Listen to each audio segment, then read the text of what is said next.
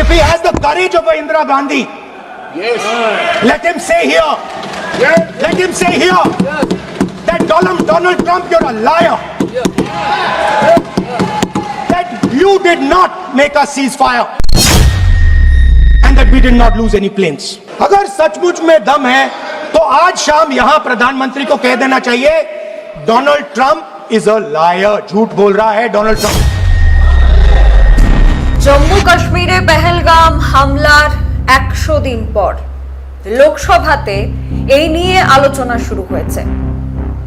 একদিকে সরকারের বিরুদ্ধে বিরোধী দলের একাধিক প্রশ্ন, কি হয়েছিল পেহেলগামে, কারা আক্রমণ করেছিল, কিভাবে তারা পর্যটকদের উপর আক্রমণ করলো, কিভাবে তারা এত একটা ঘনবসতির জায়গায় প্রবেশ করলো, কোথায় ছিল নিরাপত্তা, কি কারণে বা ভারত পাকিস্তান যে সামরিক যুদ্ধ শুরু হয়েছিল তার সংঘর্ষ বিরতি হয়ে গেল কিছু মিনিটের মধ্যে।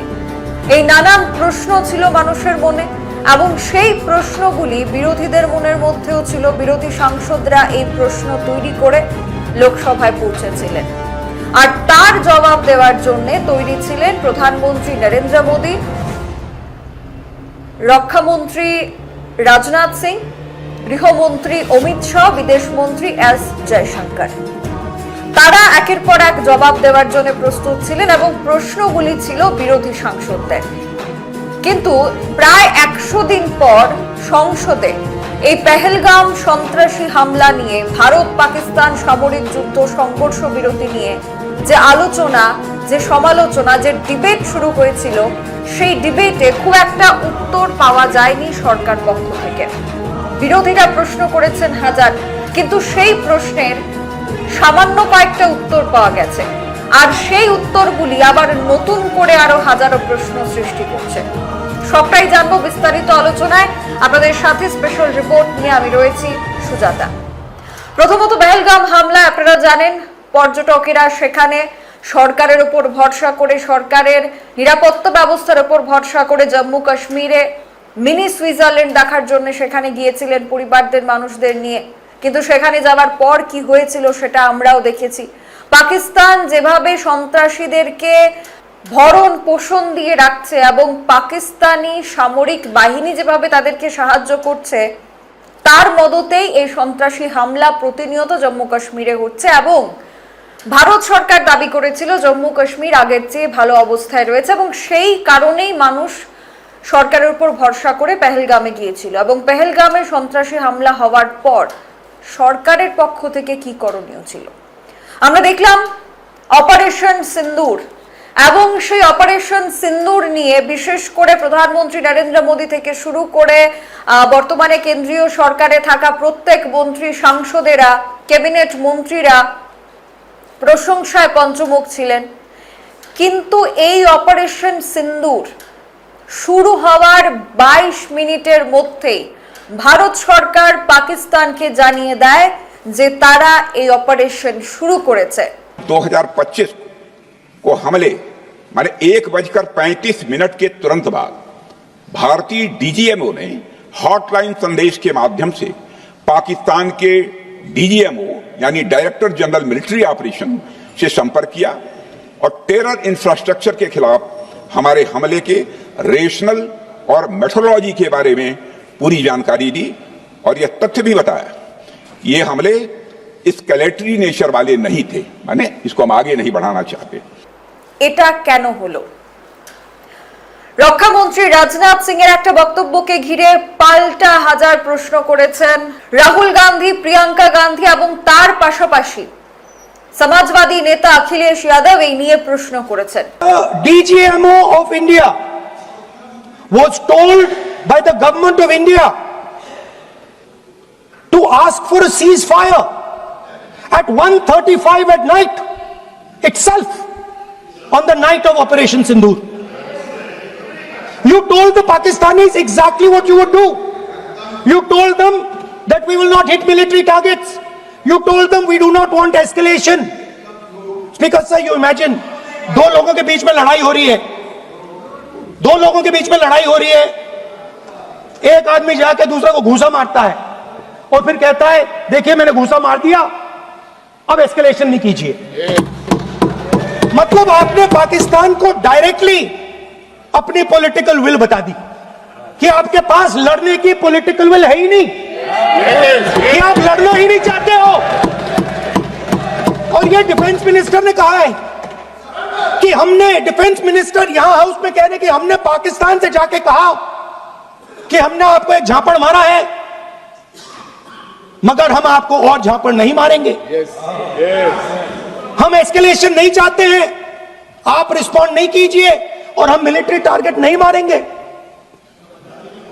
Meaning the government of India informed the government of Pakistan that we have no political will, we don't want to fight, we have done this, we have just done this action. Surrender, immediate surrender in 30 minutes. Now there is a second very important thing that Rajnath Singh ji said. Maybe he didn't mean to say this. He also said that he told the Pakistanis that we are not going to hit any of your military infrastructure. Now this is a very interesting fact, because, and I want you to listen carefully to this, I said freedom of maneuver, meaning freedom to the Air Force. Now listen to this quote very carefully. Captain Shiv Kumar, Defense Attaché Indonesia, he says, I may not agree with him that India lost so many aircraft, but I do agree that we did lose some aircraft. And that happened only because,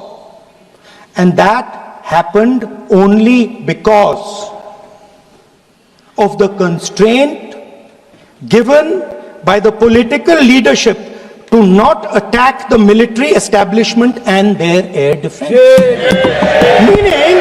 Meaning you went into Pakistan, you attacked Pakistan, and you told our pilots, do not attack their air defense system. Meaning you told our pilots, go and attack and face the air defense system of Pakistan. Meaning you tied their hands behind their back. তাদের কি প্রশ্ন ছিল? প্রথম প্রশ্ন, পেহেলগাম এই পর্যটন কেন্দ্রে কিভাবে সন্ত্রাসীরা ঢুকলো, কিভাবে সন্ত্রাসীরা ঢুকে সেখানে আক্রমণ করলো?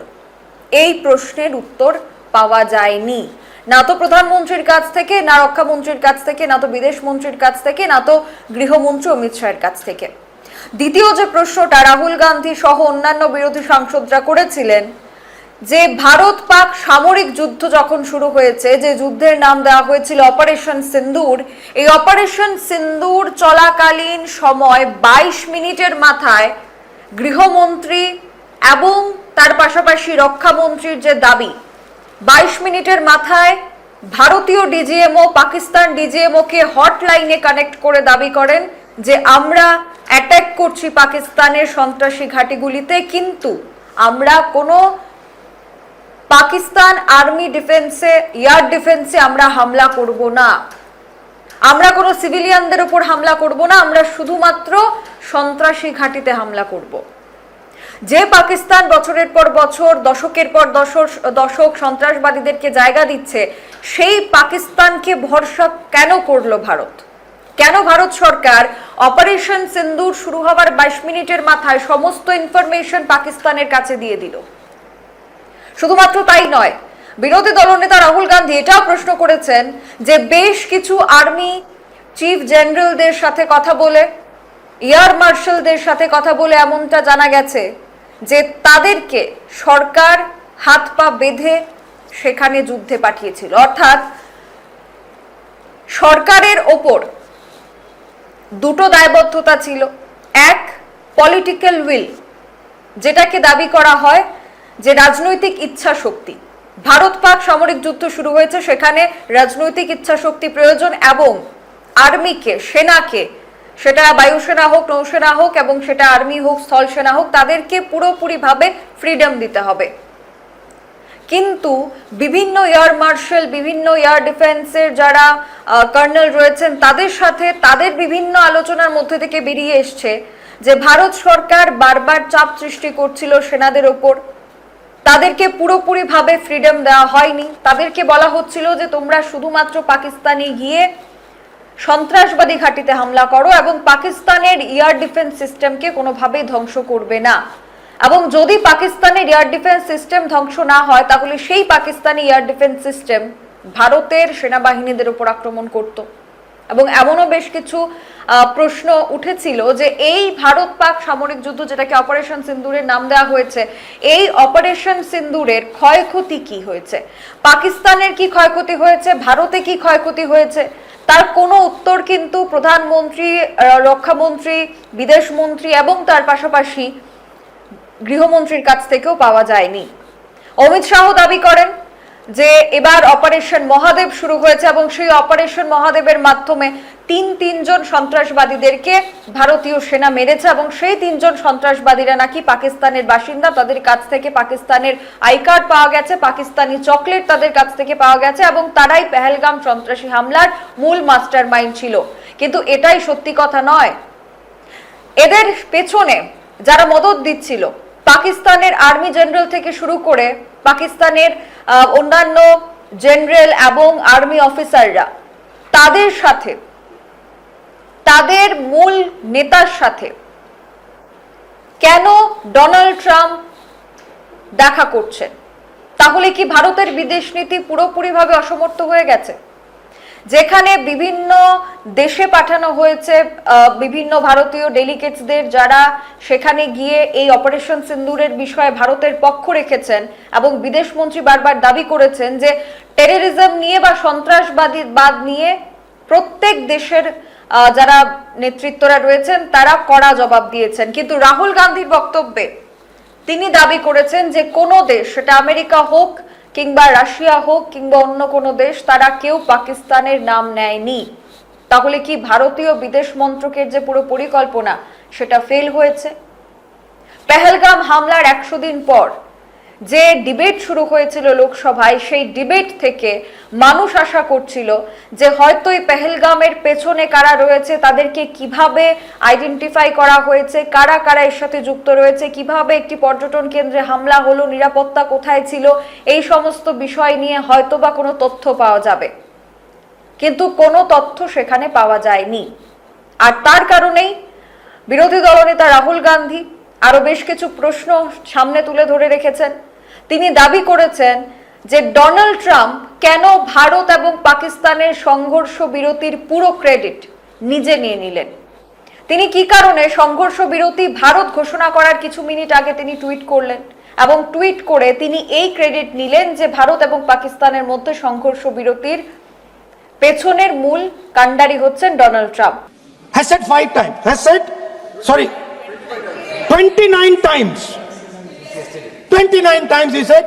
29 बार उन्होंने बोला कि भैया मैंने सीज फायर करवाया।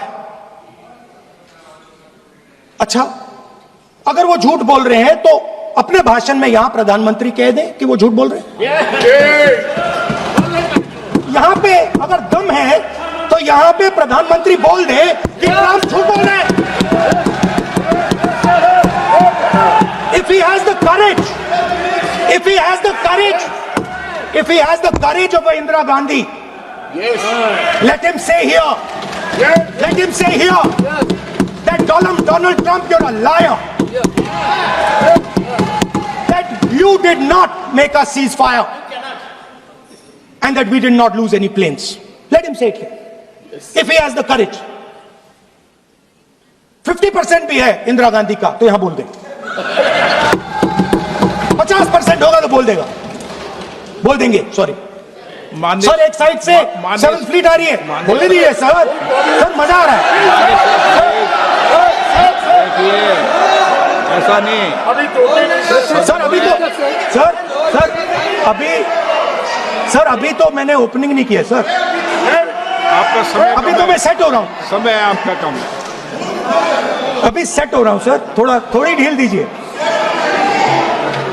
सो अगर दम है, अगर सचमुच में दम है तो आज शाम यहां प्रधानमंत्री को कह देना चाहिए Donald Trump is a liar. झूठ बोल रहा है डोनाल्ड ट्रम्प। যদি ডোনাল্ড ট্রাম্প মিথ্যে হয়ে থাকেন তাহলে প্রধানমন্ত্রী নরেন্দ্র মোদী কেন লোকসভায় দাঁড়িয়ে এটা দাবি করলেন না যে ডোনাল্ড ট্রাম্প মিথ্যে কথা বলছেন, তিনি একজন লায়ার অর্থাৎ মিথ্যুক।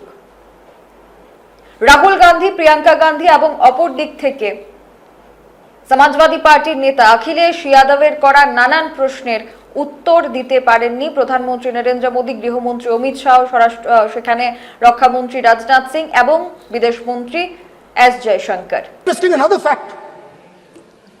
I mean, sometimes this external affairs minister amazes me. मैं चौंक जाता हूं मैं. He says that now even defense minister, we have deterred Pakistan. Acha, you have deterred Pakistan? Fine. The man behind Pahalgam is a Pakistani general called General Munir, Chief of Army Staff. That man is having lunch with the President of the United States. He is sitting there. Our Prime Minister cannot go there. Mr. Trump is breaking all protocol, and he's inviting the man who has done terrorism in India to have lunch with him. Prime Minister hasn't said anything. Prime Minister has not said, how dare Mr. Trump invite Mr. Munir to his office? माननीय सदस्य इसको Right? एक माननीय सदस्य Now let me say what Donald Trump has to say. माननीय सदस्य ये Speaker, sir, सदन let me say what Donald Trump माननीय has to सदस्य say. ये सदन की संपत्ति है, Sorry, इसको sir. मत तोड़ो। Sorry sir, गलती हो गई. Now, we have, according to this government, they have deterred Pakistan, and the mastermind of the whole operation is having lunch with the president. Mastermind. After that, the President of the United States says, reason I had him here was I wanted to thank him. I wanted to thank him for what? I wanted to thank him for not going into the war and ending it. Let me repeat it. The reason I had him here for lunch